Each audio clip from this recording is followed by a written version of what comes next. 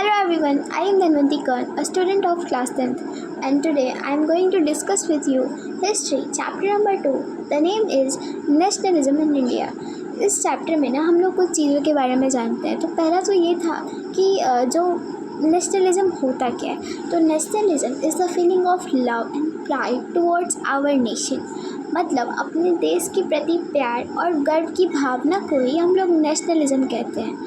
तो आखिरकार ये जो नेशनलिज्म की भावना थी, ये जो फीलिंग था, ये इंडियन पीपल्स के अंदर आया कैसे और इंडियन पीपल्स ने क्या क्या स्ट्रगल्स किए थे इस फीलिंग को इंडिया में लाने के लिए। तो यही कुछ चीज़ें हैं जिनके बारे में हम लोग जानते हैं। तो जो पहला टॉपिक है वो ये है कि द फर्स्ट वर्ल्ड वॉर, खिलाफत एंड नॉन कोऑपरेशन। तो 1914 के टाइम पे जब फर्स्ट वर्ल्ड वॉर हो रहा था तो उसमें देश की महान कंट्रीज जो थी ना वो आपस में युद्ध लड़ रही थी।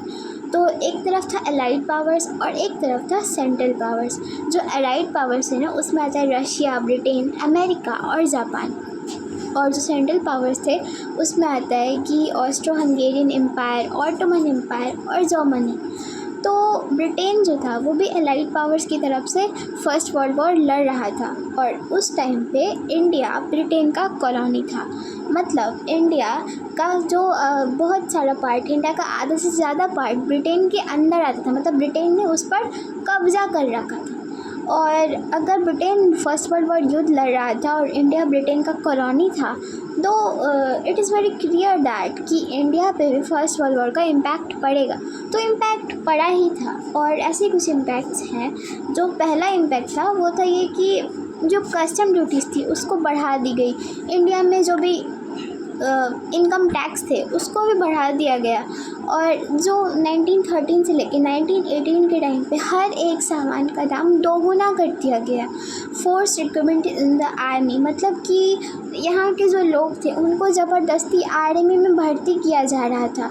और यही नहीं, 1918 टू 1920 और 21 के टाइम पे इंडिया के काफ़ी सारे जगहों पर फसल की क्षति हुई थी। मतलब कि क्रॉप फेल्ड हुआ था और इसी की वजह से एक्यूट शॉर्टेज भी आया था फूड का। अगर फसल की क्षति होगी तो खाने की कमी तो होगी ही ना।